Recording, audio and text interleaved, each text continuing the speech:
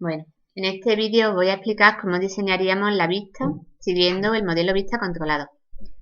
Os recuerdo que la vista es la que se encarga de la parte gráfica y que tenemos que heredar de la clase JPanel, porque luego este panel será el que colocaremos en el panel contenedor de nuestro frame principal, que ya sabéis que estamos diseñando en la clase main. Como variable distancia voy a utilizar dos arrays, un array para los dígitos y otro array, como veis, para las operaciones. El array de los dígitos tendrá los dígitos del 0 al 9, el de las operaciones u operadores, los símbolos más, menos, multiplicación y división, dos botones aparte que serán el botón del punto y el botón igual, y por último el campo de texto donde mostraremos los resultados de nuestras operaciones y lo que vayamos tecleando. Comenzando por el constructor, como veis queda bastante claro, estructurándolo en métodos como he dicho ya en ejemplos anteriores, que no lo vayáis a hacer todo en el constructor, sino que estructuréis correctamente ya vuestras clases. Yo he optado por tener, como veis, tres paneles, uno que le llamo panel centro, panel este y panel resultado. Esos paneles para mí se corresponden, el del resultado, pues el visor del resultado, el del centro es el que tiene todos los botones numéricos, más el punto y el igual, y el de las operaciones, pues este panel que tengo aquí colocado en el este con las 4 operaciones. Podíais optar, como estáis viendo, por crearos variables locales para los paneles e igualarlas a lo que os devuelven los métodos donde os encargáis de prepararlo todo, o directamente, como ya os comenté también en otra práctica, podíamos llamar aquí directamente al método prepara panel centro, que ya me está devolviendo un panel con todo colocado, con lo cual me ahorraría esas 3 variables locales, como a vosotros os resulte más claro. Las dos formas son perfectamente válidas, ¿vale? Con el tiempo tenderéis más a hacerlo de esta segunda forma y os ahorraréis esas variables locales. De momento os lo voy a dejar como lo estáis viendo ahora. Además de preparar esos 3 paneles en estos 3 métodos que ahora iremos viendo paso a paso, tengo un panel principal, cuyo gestor de esquemas, como veis, es un border layout.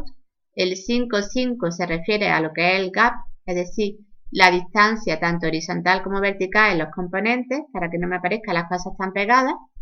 Y coloco, pues como estáis viendo, los paneles en el centro, en el este y en el norte respectivamente. Y por último, este disk que tenemos aquí, no es más que el JPanel del que estamos heredando.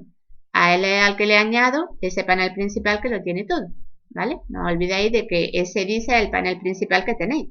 Si no, cuando intentéis colocar en el Content Panel la vista, la vais a tener sin nada. No os olvidéis de este último paso. Empiezo por el primero de los paneles, el panel del centro.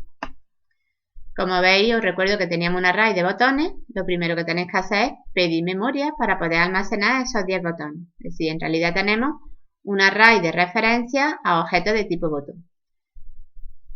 Para ir creando los botones, he optado por hacerlo con un bucle que va desde 0 hasta la longitud de nuestro array. La longitud del array ya sabéis que me va a dar 10. Si yo le indico menor, pues vamos a llegar hasta 9, que además es justo lo que me interesa, valores del 0 al 9, que son los dígitos de mi calculadora. Voy pidiendo memoria para cada uno de esos botones. El texto de mi botón, pues me interesa que sea la I, es decir, 0, 1, 2 hasta el 9. Una forma de convertir esa I, que es un tipo entero, en un string, que es lo que necesita el constructor de la clase JButton, sería esta. Aunque hemos visto también durante el curso más formas de poderlo hacer. Yo he decidido poner los botones de los dígitos, como veis, en color cian. Y como borde le estoy poniendo un borde a los botones para que se queden resaltados.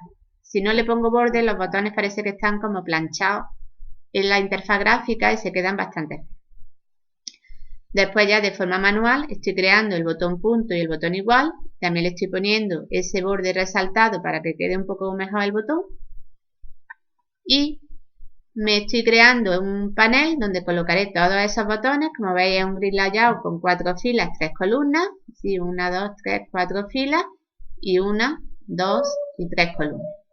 Y voy a ir añadiendo los botones a mi contenedor, es decir, a mi panel.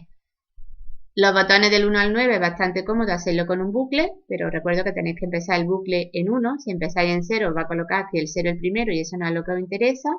Con lo cual comenzamos el bucle en 1 hasta la longitud del array, es decir, hasta el 9, y colocamos esos 9 botones del tirón. Y ya de forma manual colocaremos los botones de la última fila, que son el botón punto, el dígito del 0, que os recuerdo que estaba en la primera posición del array, y el botón igual. Y finalmente devolvemos el panel. El método que me prepara el panel del el de los dígitos, comenzamos como en el método anterior pidiendo memoria para nuestro array. En este caso vamos a tener 4 botones.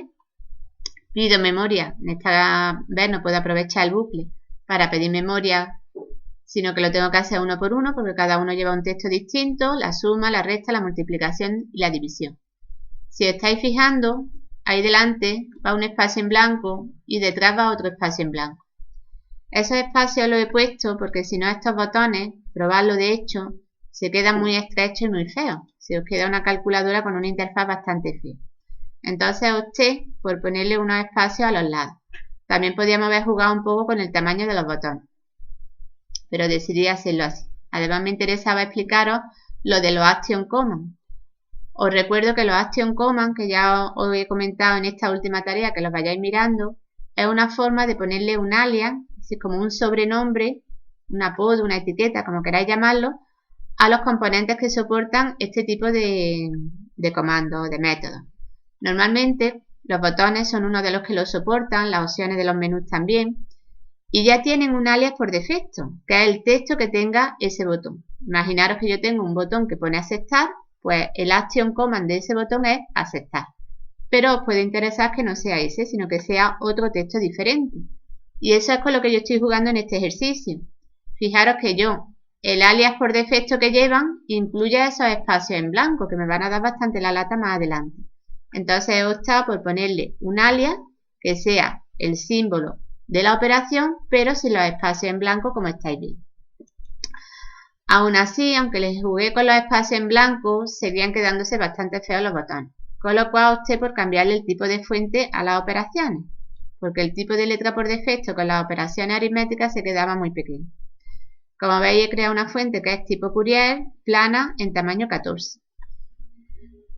Finalmente lo que hago es crearme el panel, que en este caso es un grid layout con 4 filas y una columna.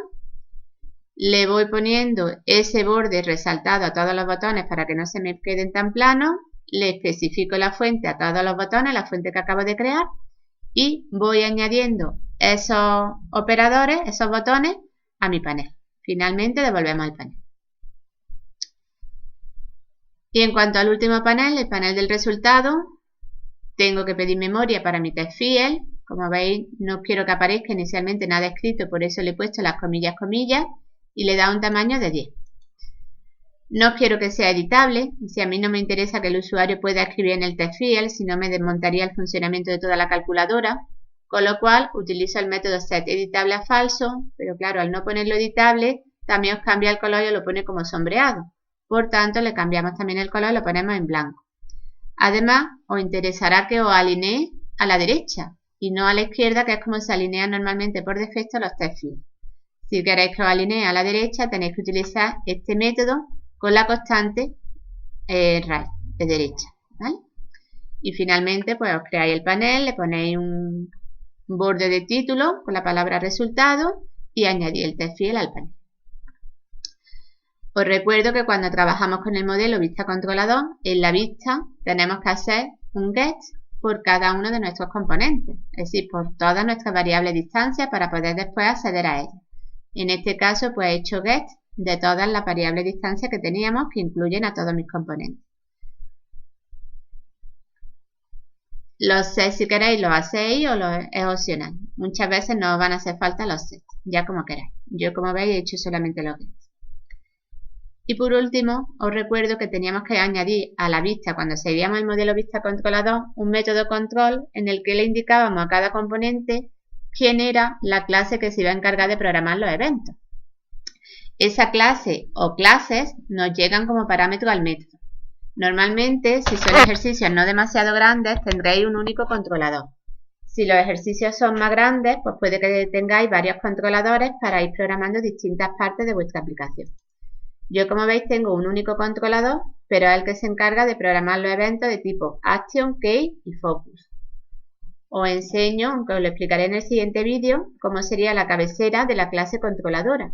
Como veis, implementa la interfase Action, Focus y KeyListener. Por tanto, a mí ahora me interesa añadirle a todos mis botones el control sobre esos tres tipos de eventos, es decir, Action, Key y Focus. ¿Vale? Entonces le estoy indicando que el objeto que se va a encargar de programarlo es este objeto que me está llegando aquí como parámetro, que es un objeto de la clase controladora. Realiza esas operaciones sobre los 10 dígitos, lo mismo para los botones de los operadores, también para el botón punto le añado los tres tipos de control de eventos y lo mismo con el botón igual. Y por último, estáis viendo que al testField le hago el add KeyListener. Esto lo necesitamos porque si no, aunque en realidad el testField no lo vamos a utilizar, es decir, no vamos a poder utilizarlo para editar sobre él, sino simplemente para mostrar resultados, pero si no le dais al testField el KeyListener, no va a funcionar la calculadora con el teclado hasta que previamente hayáis pulsado un botón con el ratón. Es decir, me explico. Vosotros lanzáis inicialmente la calculadora y no pulsáis el ratón en absoluto. Probáis a anular esta sentencia y lo comprobáis, sino que simplemente queréis que la calculadora funcione con el teclado. Si no le ponéis esta sentencia no va a funcionar hasta que empecéis a pulsar algún botón con el ratón. Entonces, una vez que pulsáis con el ratón un botón, ya sí empezaría a funcionar también con el teclado. Pero si solo queréis que os funcione con el teclado, si no le ponéis esta sentencia no os va a funcionar. ¿Vale? Bueno, pues acabo con esto el vídeo de la parte referente a la vista. En el siguiente os explico la parte del controlador.